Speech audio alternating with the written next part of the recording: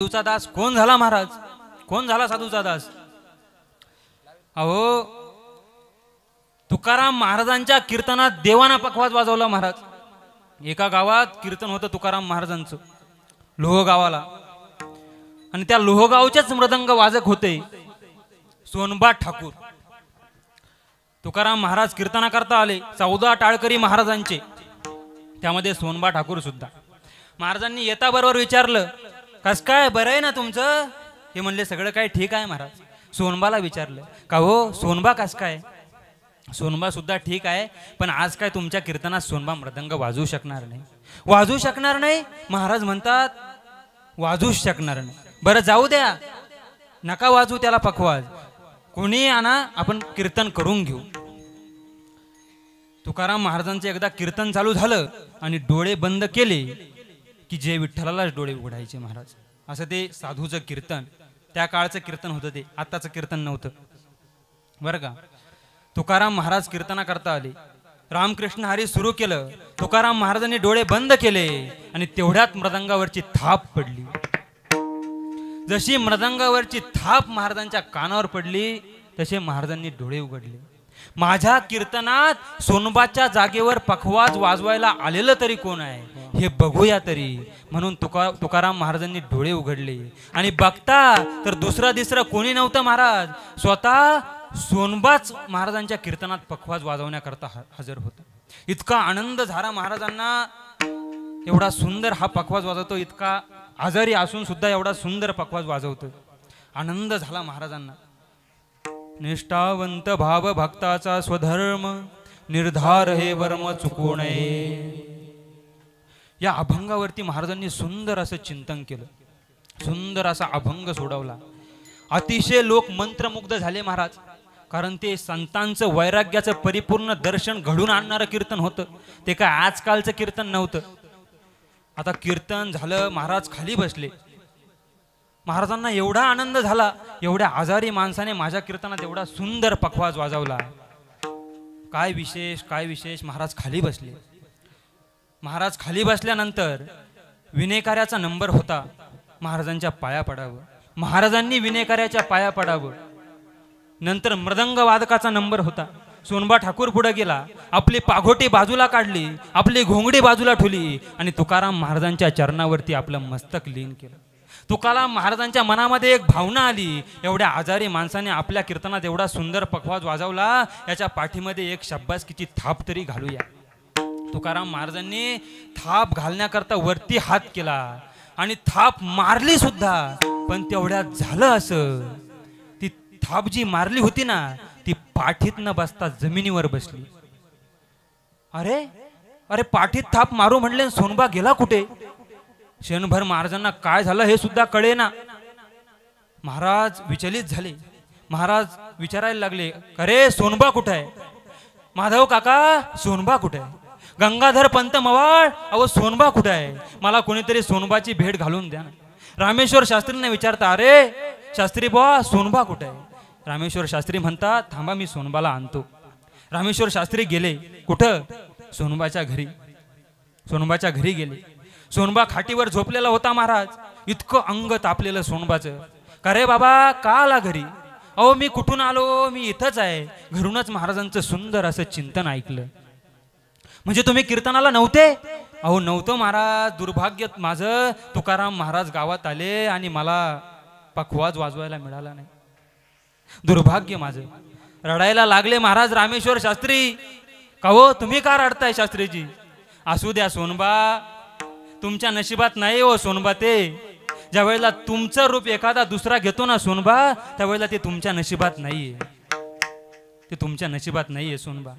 निघाले रामेश्वर शास्त्री, तुकाराम महाराज वाटच पाहत होते आणि तुकाराम महाराज गेले, रामेश्वर शास्त्री गेले आणि तुकाराम महाराज विचारता, का हो शास्त्री कुठे आहे सोनबा? विचारलं सुद्धा नाही, मला निघून गेला, काय राग आला त्याला माझा एवढा? रामेश्वर शास्त्री म्हणतात, महाराज तुम्हाला खरा सोनबा पाहिजे ना तर घरी आहे, मी त्या सोनबाची भेट घालून देतो तुम्हाला, पण मृदंग वाजवणारा सोनबा आता तुम्हाला नाही भेटणार हो तुकाराम महाराज। कोड्यातलं बोलणं तुकाराम महाराजांच्या लक्षात येईना, का हो काय चुकी झाली माझी, सोनबा असा निघून गेला. तुमचीच नाही तुकाराम महाराज, आमची सुद्धा चुकी झाली. आम्ही 14 जण त्याच्याजवळ टाळ धरून उभा राहिलो, पण आम्ही सुद्धा त्याला ओळखू शकलो नाही. तुम्ही तर काय तुकाराम महाराज, अहो तो सोनबा स्वतःच्या लेकरा बाळासाठी सुद्धा उठून बसू शकणार नाही, एवढं अंग तापलेलं आहे त्याचं. आणि तो मृदंग कसा वाजवेल महाराज? महाराज तुमच्या कीर्तनात मृदंग वाजवणारा दुसरा तिसरा कोणी नाही हो तुकाराम महाराज. साक्षात सोनबा बनून आलेला पंढरीचा पांडुरंग आहे हो तुकाराम महाराज. साक्षात पंढरीचा पांडुरंग आहे. अहो याचं वाटत नाही हो मला, त्यानं मृदंग वाजवला. परंतु मी माझ्या जीवनात किती अपराध केला. माझं अर्ध आयुष्य या तुकाराम महाराजांची परीक्षा घेण्याकरताच गेलं महाराज. म्हणून हे तुकोबा राया शेवटी ब्रह्मच अवतरले. तू गीता तुलनेसी ब्रह्म तुकारे आले, मनोनिरामेश्वर मनोनिरामेश्वर चरणे मस्तक ठेविले. आरती तुकारामा, आरती तुकारामा,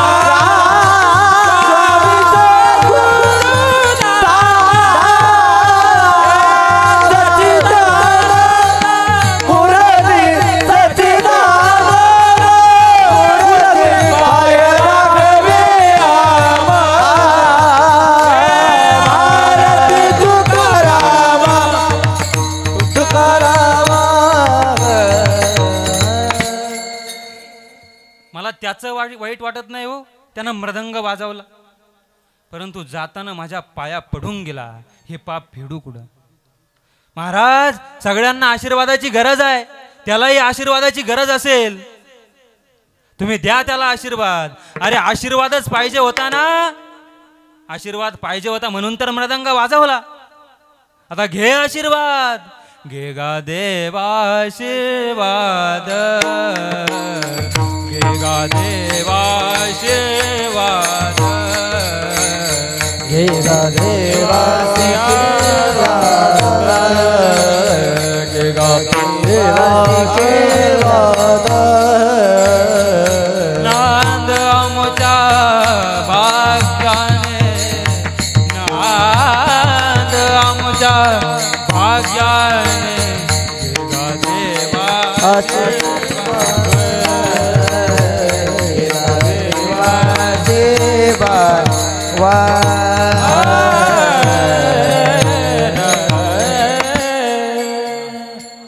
घेगा देवा आशीर्वाद, नांद आमुच्या भाग्याने.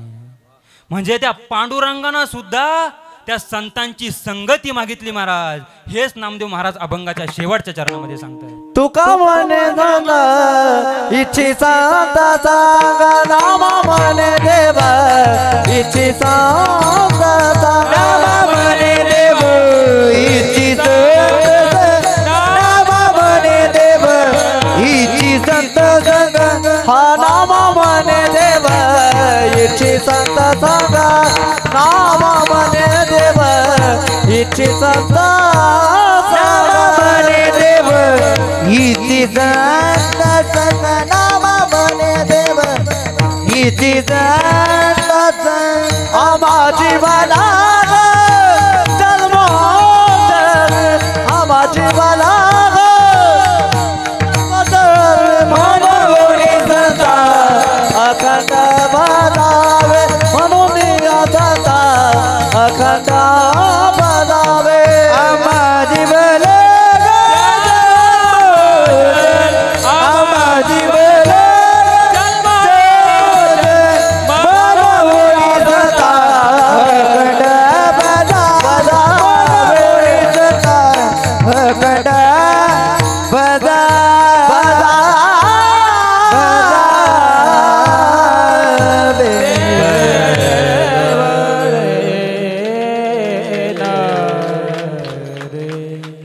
म्हणजे साक्षात पंढरीचा पांडुरंग सुद्धा संतांची संगती मागतो महाराज.